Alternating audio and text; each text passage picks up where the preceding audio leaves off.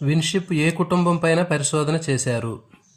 విన్షిప్ Edward కుటుంబం పైన పరిశోధన చేయడం జరిగింది.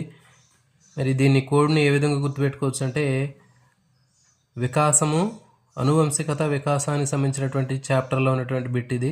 విన్షిప్ ఏ కుటుంబం పైన పరిశోధన చేశాడు అంటే ఎడ్వర్డ్ కుటుంబం పైన పరిశోధన చేశాడు. సో మరి దీనికి సింపుల్ కోడ్ చూడండి. విన్షిప్ అంటే దాంట్లో రెండు పదాలు ఉన్నాయి, వినడము తర్వాత షిప్, ఓడ తర్వాత విన్ అంటే వినడము, తర్వాత ఎడ్వర్డ్ కుటుంబం అంటే ఎడ్వర్డ్ అనేటటువంటి పదాన్ని మనం అడ్వైజ్ అనే పదంగా గుర్తుపెట్టుకుందాం. సో కాబట్టి ఎడ్వర్డ్ అంటే అడ్వైజ్ అని గుర్తుపెట్టుకోండి. విన్షిప్ అనగానే దాంట్లో విను అంటే వినటము, షిప్ అంటే ఓడ. చూడండి, మరి ఓడ మీద వెళ్ళే వాళ్ళు వాతావరణ శాఖ వారు ఇచ్చినటువంటి అడ్వైజ్ని వింటారు.